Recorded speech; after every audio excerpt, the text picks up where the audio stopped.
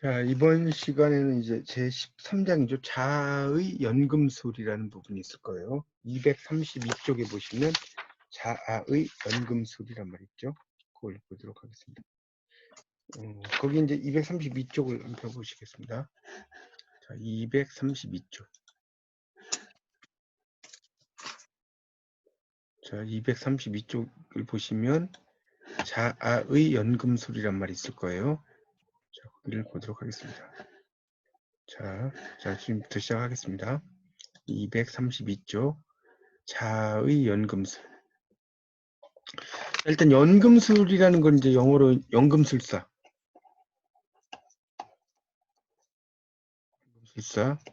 연금술사가 엘커미스트죠, 엘커미스트. 원래 이제 케미스트라는 게 화학자라는 뜻이거든요. 약사라는 뜻도 있지만 화학자는 L이 올이죠, 올. 모든 것을 어떤 이제 금속으로 만드는 거죠. 엘커미스트. 그래서 이제 호메로스의 오디세이에서 지배계급이 아닌 등장인물은 별로 없다는 거예요. 지배계급이 아닌 등장인물은. 그래서 지배계급의 인물은 거기 이제 네 번째 줄에 붙여 있어요. 지배계급의 인물들은 신분에 맞는 격조 높은 언어와 문체로 진지하게 다루어진다. 이게 무슨 말이냐면 이건 좀 영어로 설명해야 하는데 My heart, 내 심장은 립서 떠오르는 거죠. When I 심장이 막 부풀어 오르는 거죠. Behold the rainbow in the sky.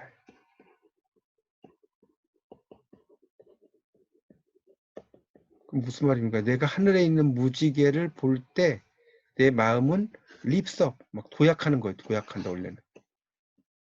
내 가슴은 뛴다는 뜻이죠. 원래는 C가 맞죠, 본다는. 근데 C보다도 behold가 훨씬 더, 여기 나온 것처럼 뭐예요? 낭낭하다, 낭낭하다. 이거는 소노로스라고 하는데, 자, 이럴 때 이 behold를 쓴다는 거예요, C가 아니라. 자, 이런 것들이 이제 어울림이죠, 어울림. 그래서 거기 적격이라고 썼는데, 적격이라는 말 좀 말이 어려워요. 그러니까 어울림이라고 쓰시고, 이 어울림을 데코럼이라고 하는 거예요. 이렇게 보시면 됩니다.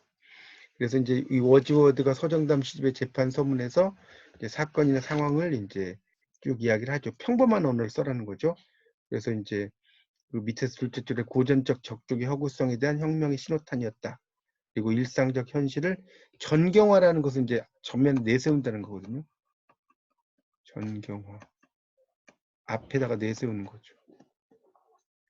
그래서 사회적으로 낮은 신분의 문제성과 그다음에 실존을 보다 핍진. 자, 233쪽에 보면 핍진은 뭐냐면 사실에 가깝다는 뜻이에요. 사실에 가까워. 자, 이렇게 써놓으세요. 자, 핍진하게 묘사했다. 사실에 가깝게 묘사했다. 그런 작가군을 통해 근대 리얼리즘의 초석이 놓이게 된다. 이렇게 이야기를 했고요. 그 다음에 이제 그 밑에 좀 내려가다 보면 그 서구 문학에 나타나는 현실 묘사, 그 다음에 아우얼 바흐는 스타일 분리. 이 스타일이라는 게 문체적, 그러니까 문체 분리라고 써놓으세요. 문체 분리. 이 스타일이란 말이 문체라는 뜻이에요. 스타일 혼합 과정. 출생과 신분에 따라 엄격하게 분리되어 있던 문체의 장벽이 붕괴되어서 섞이게 되었다. 써놨습니다. 그러니까 원래 옛날에는 이제 높은 사람들은 자신들의 수준에 맞게 높이 썼는데 시간이 지나면서 점점점 그런 게 섞여 있다 이런 얘기고요. 그 밑에 이제 루벤스의 십자가에 올려지는 그리스도는 신화적이고 종교적으로 이상화된 제재를 대상으로 하고 있다. 그래서 천상, 하늘의 세계, 지상, 땅의 세계를 통해서 예수를 연결한다는 거죠. 신을 중심으로 배치를 한다. 그래서 원근법, 멀고 가까울 때 쓰는 거. 원근법이라는 것은 이런 거죠. 이런 거. 원근법은 이렇게. 멀리 있는 것은 우리가 철도 같은 거 이렇게 보면 이렇게 생겼잖아요. 철도, 철로. 이게 가까이 있는 것은 이러지만 멀리 가면 이게 점으로 보이지 않습니까? 이게 소실점이라고 하고 베니싱 포인트라고 하죠.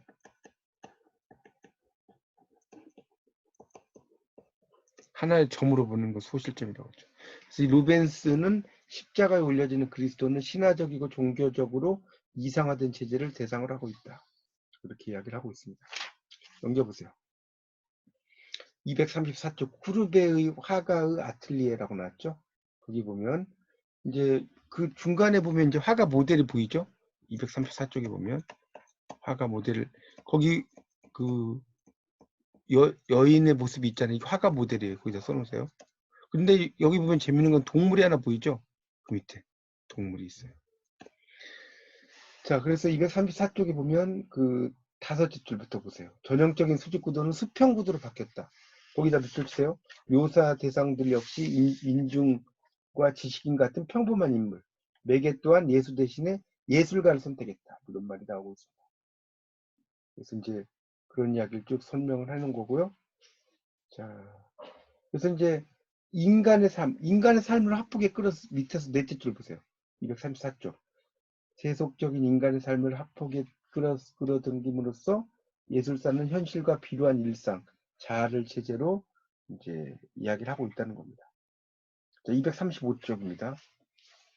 그래서 둘째 줄에 보면 235쪽에 문학에서 제재로서의 개인과 자아는 오랜 역사적 흐름 가운데 쟁취하는 발견이다. 개인과 자아가 중요하다는 거죠. 이런 것을 이야기하는 겁니다. 그러니까 어떤 제재 중심적인 소재가 있으면 그 중심적인 소재의 자아의 발견 이런 것들이 상당히 중요하다는 겁니다. 그래서 이제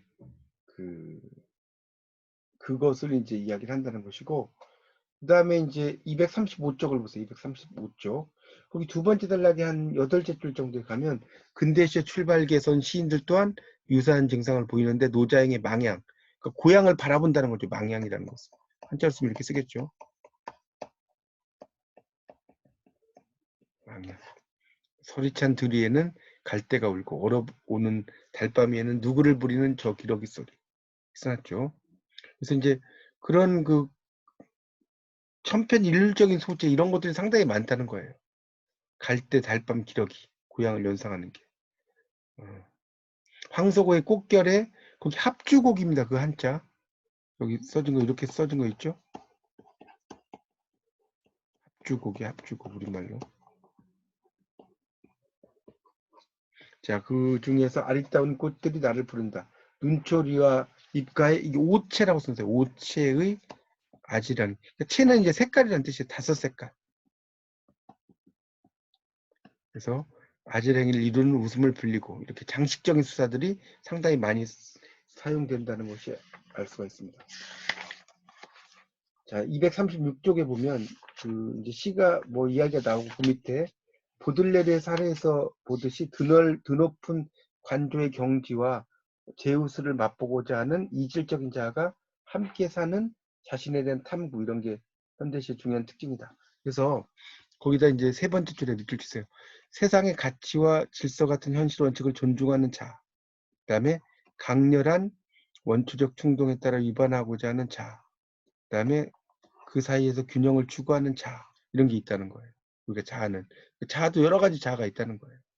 그러니까 이게 일종의 여러분이 이제 심리학에서 배우신 이드와 에고와 슈퍼에고인데 지금 1번 거기 236쪽에 세 번째 줄, 그 밑줄 치세요. 세상의 가치와 질서 같은 현실 원칙을 존중한 자 있죠. 그 다음에 원초적 충동에 따라 위반하고자 이게 이제 에고 이게 이드죠. 이드 원초적 충동 이드 리비도와 같은 거죠. 그 다음에 균형을 추구한 자 이게 이제 바로 그 뭡니까 우리가 그 이드와 에고와 슈퍼에고가 있잖아요. 그래서 에고라고 하는 것이 이드로 갈 것이냐, 빵을 훔칠 것이냐, 슈퍼에고, 그러면 안 된다라고 생각할 것이냐, 이런 거잖아요. 그렇죠? 그러니까 그 자리에서 균형을 추구하는 자, 그 사이에서 상당히 이제 균형을 잘 추구하려고 하죠. 그러니까 가치와 질서 같은 현실 원칙을 존중하는 자, 현실 이게 이제 바로 가치 어떤 걸 따질 거냐 이게 도덕적인 자아죠. 그러니까 슈퍼 에고의 의미로 볼 수 있는 거죠. 그다음에 그 원초적 충동은 이제 이드라고 그랬고 그다음에 이제 균형을 추구하는 것은 이제 에고가 어떻게 갈 거냐 이런 문제를 다루는 거라고 볼 수 있겠습니다. 자, 그 다음에 이제 237쪽을 보세요. 그래서 자연금술, 고전주의 신을 대체한 자리를 차지한 물신이다. 물신이 지배하는 세계. 사람들은 자신에게서 멀리 떼어놓음으로써 유행하는 상품을 의존하게 만드는 거죠. 물신 숭배. 그래서 여기서 이제 물신 숭배란 말 나오는 거예요. 237쪽에. 그 다음에 넷째 줄에 자본주의 화폐경제의 논리를 내면화해서 현상의 개별성은 사라진다. 이렇게 나오고 있죠. 그런 것이 쭉 나오고 있습니다. 다음에 이제 그 다음 단락에 보면 그래서 이제 신은 자기 자신을 향한 여행으로의 초대다. 밑줄 치세요. 그 237쪽의 두 번째 단락 둘째 줄에 자신을 향한 여행으로 초대를 하는 거예요. 그런 것을 이야기하는 거죠. 그러니까 자기로의 여행은 강박관념으로부터 노여나 뭔가를 하지 않는 것. 이런 게 또 중요하다. 그러니까 우리가 그 데카르트가 말한 거 있잖아요. 밑에 셋째 줄에 나는 생각한다. 그러나 나는 존재한다. 데카르트 이야기죠. I think therefore I am. 나는 생각한다. 나는 생각을 하죠. therefore 그러므로 나는 존재한다. 이거 아닙니까? 그래서 이제 신 중심에서 인간 중심의 사유. 그러니까 이 표현은 우리가 신 중심의 사유에서 인간 중심의 사유로 왔다는 거예요. 사람을 이야기하는 거니까. 자, 인형이라는 시가 구봄에 인형이 쭉 나옵니다. 거기 보시면 대여섯 살 때 한밤중에 부스스 깨어났다가 만물이 죽은 듯한 고요 속에서 다시 잠들면 악몽이 눌러왔다. 잠든 중에 자그마한 왼손에 큰 바위가 내려친 듯한 진동과 저림으로 불덩이처럼 뜨거웠다 타는 듯한 왼손을 오른손이 주무르며 감싸주었는데 왼손은 커다란 실타래로 부풀어 오르고 수천 개의 바늘들이 찔러댔다. 엉클어진 실뭉치가 된 왼손은 어린 몸뚱이의 수십 배로 커졌고 불쑥 집채만한 여자아이 인형으로 변했다. 거대한 인형은 산발한 긴 머리를 풀어헤치고 동굴 같은 검은 눈알을 부라리며 빨간 입술을 실룩거리고 꽃무늬 원피스에 흰 레이스 앞치마를 펄럭이면서 사방으로 빙글빙글 돌아가며 바늘들이 촘촘히 박힌 왼손을 내밀었다. 쿡쿡 찌르는 바늘을 뽑아달라고 집채만한 인형은 팔을 비틀어 보이며 보탰다. 무섬증의 어두운 터널 속으로 자꾸 달아났는데 괴물 인형은 뒤쫓아왔다. 힘얼건 통로는 인형의 긴 머리칼과 치마의 그림자로 꽉 차고 흔들려서 쫓기는 다리는 허방을 디뎠다. 대여섯 살 때 아직도 가지 않는. 그러니까 이 60대의 늦깎이로 습작기를 보내면서 이제 성찰 같은 것들이 이제 그 깨우침의 포즈 없이도 쓸 수 있다. 그러니까 결국 뭐냐? 거기다 밑줄 치세요. 239의 두 번째. 유년 시절의 꿈을 기록하면서 성장통을 담담히 풀어내고 있는 괴물 인형은 분열된 자의 통증을 보여준다. 이렇게 밑줄 쳐놓으세요. 그리고 그 밑에 보면 수천 개의 바늘에 찔린 인형을 통해 억눌린 여성성을 유추하는 것은 무리만이 아니다. 가부장을 상징하는 것으로 보이는 큰 바위의 폭력에 의해서 이제 상처가 나온다. 이런 이야기를 하고 있습니다. 그러니까 어린 시절에 이제 어떤 그런 문제 이런 걸 가지고도 시를 쓸 수 있고요. 자, 240조. 여기 송아지라는 시가 있어요. 송아지의 눈은 크고 맑고 슬프다. 그런데 소고기국은 맛있다. 난 어떡하지? 이렇게. 그래서 이제 송아지라는 자작시인데 관찰과 고백, 질문이 담겨 있다는 거예요. 여기에 보면. 그렇죠? 소고기국은 맛있다는 거예요. 송아지는 눈은 크고 맑고 슬픈데 그런 것을 이제 쭉 설명했죠.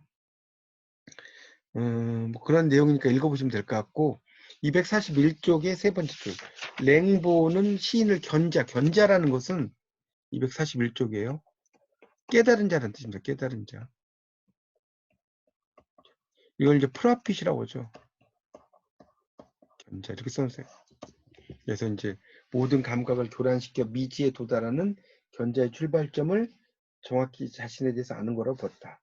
자, 감각의 힘으로 이제 보면요. 감각의 힘입니다. 241쪽. 그래서 맨눈으로 보는 풍경보다 카메라 렌즈를 통과한 풍경이 실감날 때가 있다. 그러니까 우리가 이제 문학에서 이제 이렇게 나오는 걸 뭐라고 하는지 아세요? 이런 카메라 눈 것처럼 쓰이는 걸 카메라 아이 기법이라고 그래요. 카메라 아이 기법. 이게 이제 박태원의 천변 풍경이라든가 이런 데 나오죠.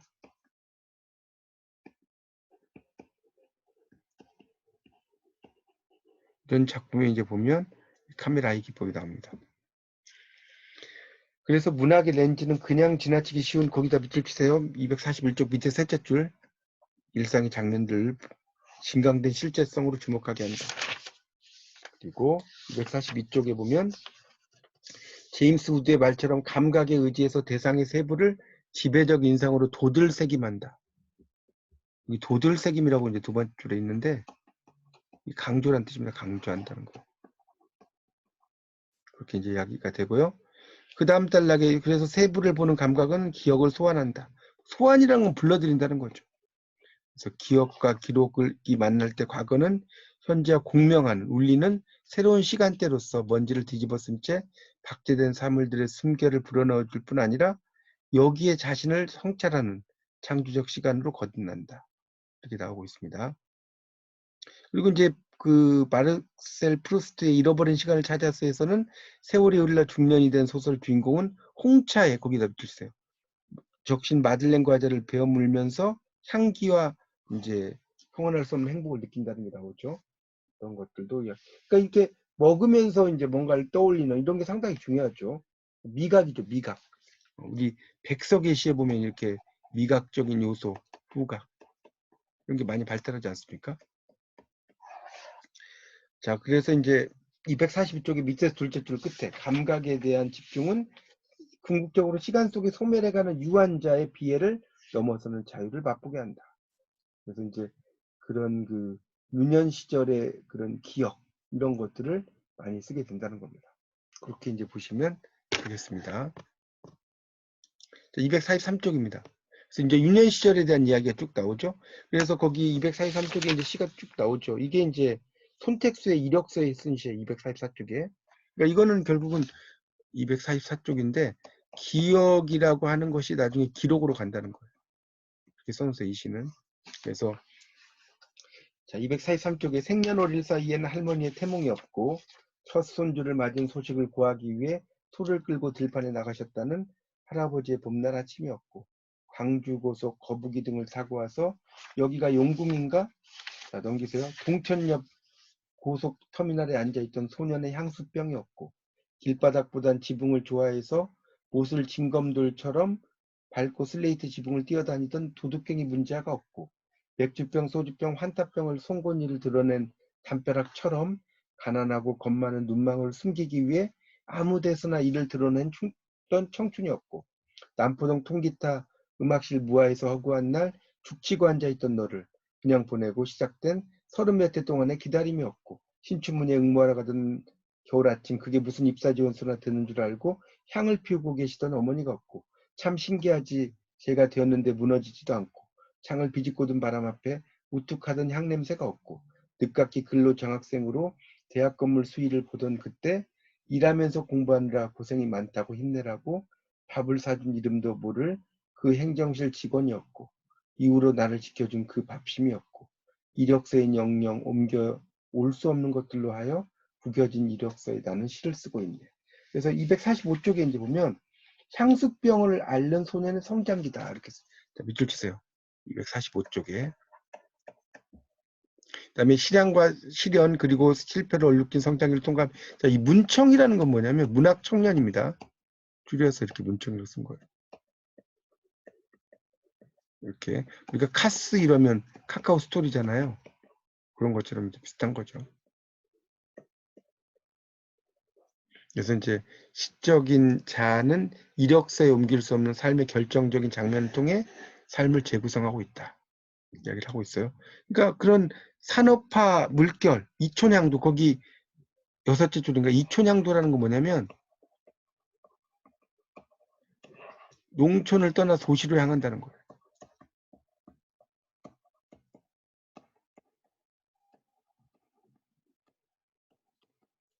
그래서 이제 거센 흐름에 떠밀려가는 고속의 시대를 거북이의 속도로 통과하는 자전을 통해 전혀 다른 리듬을 살아내야 하는 근대인의 비애가 읽히길 바라기도 했을 것이다. 설명을 하고 있습니다. 그런 내용들이 이제 쭉 이야기가 되고 있고요. 그 다음에 이제 마지막 246쪽을 펴보세요. 246쪽에 보면 이제 여기서 기억해야 할 것이다. 다섯째 줄. 소로, 헨리 데이비드 소로는 월든이라고 하는 이제 일종의 오두막 통나무집이죠. 그 원고를 8년에 걸쳐 7번이나 새로 썼다. 그런 걸 이야기하고요. 그래서 이제 그 가물가물한 사건의 형태와 구성을 부여하는 선택과 배제의 기술 밑줄 치세요. 선택과 배제의 기술이다. 선택과 배제는 뺄건 뺐다는 거죠. 이력서에 쓴 시 역시 모든 기억을 연대기적, 시간의 순서라고 써놓으세요. 연대기라는 것은 시간 순서예요. 나열한 게 아니라 비애의 정조를 거두는 사파들. 사파랑은 에피소드입니다.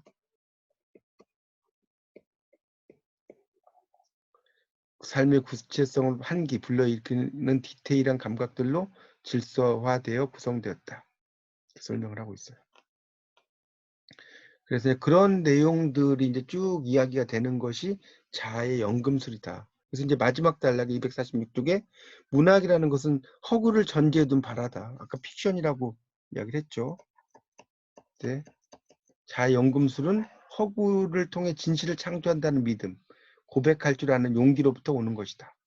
그러니까 자신의 어떤 생각들 이런 것들을 이제 쓰는 것들, 그러니까 약간의, 그러니까 결국 시라는 것은 실질적으로 내가 어떤 경험한 것을 쓰는 것도 있지만 경험하지 않았어도 이런 것들을 이제 시로 쓸 수가 있는 겁니다. 시라는 것은 그런 내용들을 여러분이 좀 잘 이해를 하시면 될 것 같습니다.